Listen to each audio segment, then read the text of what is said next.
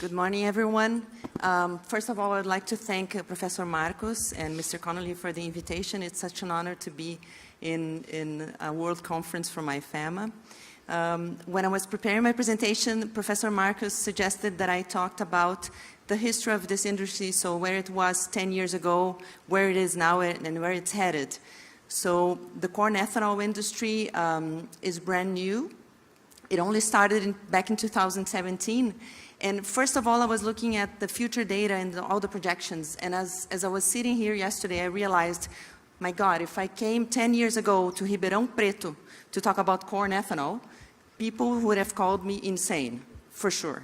This is the area that concentrates sugarcane production in Brazil, and well, it's changed and it's now a reality. So let me give you an overview of this industry and where we're headed. First of all, I represent the association called UNEM, that's the Brazilian Corn Ethanol Association. We represent 98% of the companies that produce ethanol from corn in Brazil. Some of them will start to produce ethanol also from other origins, such as sorghum. We have a project in the south, as was mentioned, that's going to produce ethanol from wheat and triticale, so winter crops. So it's a very interesting and expanding industry. It's new and it's got a lot of new business executives coming to it. So it starts with all the technology from the U.S. that is the world leader in corn ethanol production, and we have brought this technology to Brazil. The first industry was in Lucas do Rio Verde, FS, from an American investor. And we understand that we can, stimulate the bioeconomy, the green businesses, and we boost the growth of jobs when we produce something out of the corn within Brazil rather than just exporting the corn itself. So looking at the data, I was just reading that if we consider the beginning of the century, we have increased the production of corn in Brazil by 70% in area and 87% in productivity. If you look at the area, it's the orange bars down below, it hasn't changed as much, but total production has increased. Of course, we had gains in productivity. We have a lot of technology. We have to thank all the research associations, the researchers, the biotechnology that's used on the ground, and the knowledge of our farmers. But also, we understand that we're going to continue to grow. And one very important aspect I would like to explain for the sake of our international audience, we are able to produce we call it double cropping in Brazil. So let me just give you a brief overview of that. Within 12 months, in the same plot of land, and I'll use the usual seasons like summer and winter, but in the Central West region it's not really summer, and winter would be more a dry and a wet season, but let's think about the normal seasons. Over the summertime, especially in the Central West region, you will produce a crop like soya, and then over the winter time you'll produce corn. And then in between, you can have livestock raising, and because we are producing DDGs out of the corn, when we produce ethanol, it's a very, very rich animal feed, and we're able to intensify production of livestock in those areas. In some regions of Brazil, like in the Northeast, they're able to produce corn as a third crop, so it's very small amount today, but it's growing. So the increase of production we've had in Brazil was not due to increasing land. We don't have to chop up trees and open up new lands. We are better utilizing the same plots of land, and that will continue to expand. So when you look at, and I'm bringing this data because we always have that, especially coming from international audience, you will have the dilemma of food and fuel. Let me just show how corn is being used today in Brazil. So about 40% is going for exports, 40% being used for feed.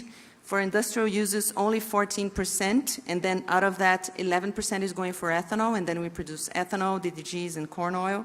And then human consumption, 4%, and losses in seeds, about 2%. This is the current map we have. In orange, you see the biorefineries that are already in operation. So we have 24 now in operation. We have another 16 companies with their licenses to operate, and they're starting to build those industries. And we have another 16 that have announced investments and are looking for the government's allowance for them to start their operations and, well, the construction. So we're expanding not only in geographies, moving from the central west region of Brazil towards the northeast, the south, and the north. They're also expanding production within their plants, and also expanding to other origins. So sorghum will allow us to go to places where it's drier, and winter crops will allow us to produce ethanol in the south of Brazil as well. So just for the curiosity, we have full ethanol corn ethanol plants. They produce only from corn all year round. We have flex companies. They'll produce from sugarcane, and then during the off-season from corn, or some of them are full flex. They will produce, they have 2 lines to produce at the same time ethanol from corn and from sugarcane. So to give you an overview of what this industry does, out of 1,000 kilos of corn, we use renewable sources like wood chips from planted forests to produce the steam and fill up make the industry work. Some companies in Brazil are experimenting also with bamboo, which has a faster growth rate than eucalyptus. And then out of that, we will produce 440 liters of ethanol, about 212 kilos of DDGs, and 19 kilos of corn oil. And we have a surplus of electricity that gets sent back to the grid. So it's a very circular and very sustainable system, producing not only food but also feed. These are the total numbers for the production of bioethanol in Brazil, and you see how corn in the green areas has become more and more important. And we have heard from the government, and we thank Congressman Arnaldo Jardim, who's really the leader in those issues in Brazil. We have heard from the government that government felt safe to have all those public policies be taken in place, because they understand that the corn ethanol industry is able to expand production. So this is what's happening now. So looking into the future, where we are today, in the middle of this graph here, this year we'll produce 8.24 million liters of ethanol, corn ethanol. We will more than double over the next decade. And to be honest, whenever we make a presentation, I go back to the data. We work with IMEA in Mato Grosso, and we always have to keep updating the data because it's going even faster than our PowerPoint presentations. But this is the latest data we have. And then also we have more productivity out of 1,000 kilos of corn. They've been improving their capacity to take ethanol out of that ton of corn. And then today we are already about 23% of the total overall ethanol production in Brazil. And the international audience maybe not know, and has been mentioned before, we have flex fuel cars in Brazil. They're now 77% of our fleet, meaning you can go to the gas station and you will find ethanol in any gas station. You can fill it up only with ethanol or with gasoline. And if you fill it up with gasoline, it's got today 27% of ethanol, and it will have 30%. So you have a smaller amount of greenhouse gas emissions with that. And here we are making a comparison of the hybrid cars, the flex, the electric cars, and we really see that the hybrid flex cars are really the solution for Brazil, the most sustainable solution for the Brazilian situation.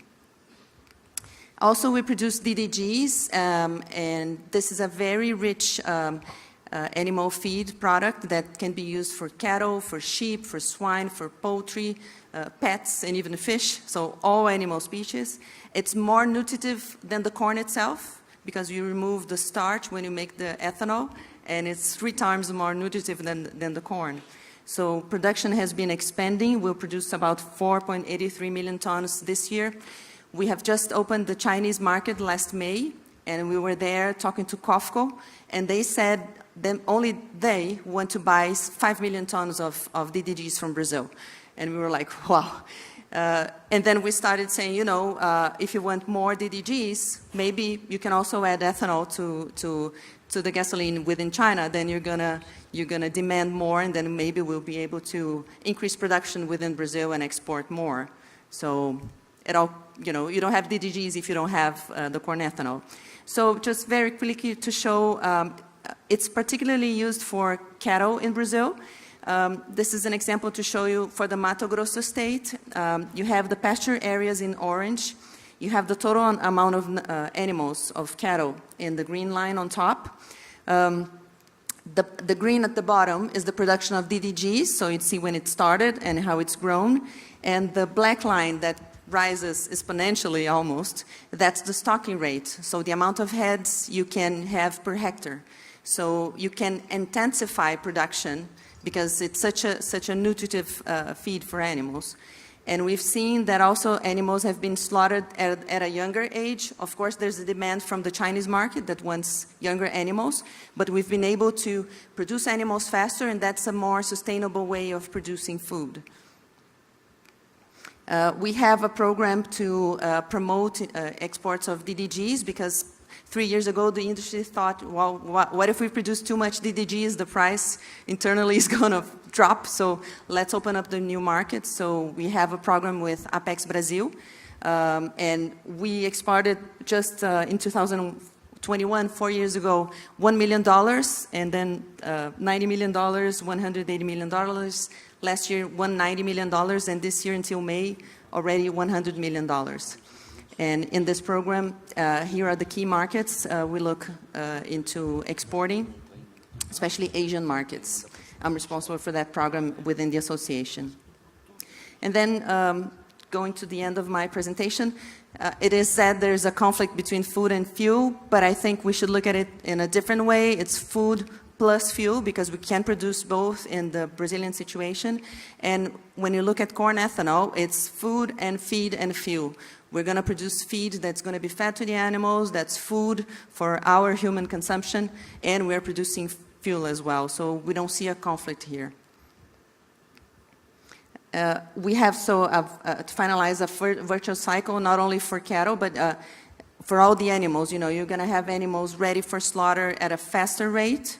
We will increase production by area, and you will reduce greenhouse gas emissions per animal. And the future brings a lot of interesting things for us. We can increase the use of biofuels within Brazil. We are recognized worldwide for our leadership in that area. Sustainable aviation fuels is one of the future opportunities. The aviation sector has very strong demand to reduce their carbon emissions. Also for maritime fuels.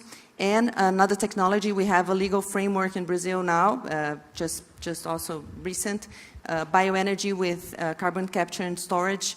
FS will have the first plant being inaugurated in 1 year's time, in which they capture the carbon from the corn ethanol production, and they put it 1 kilometer down into the ground. They've made all the geological surveys, and so they're going to become carbon negative.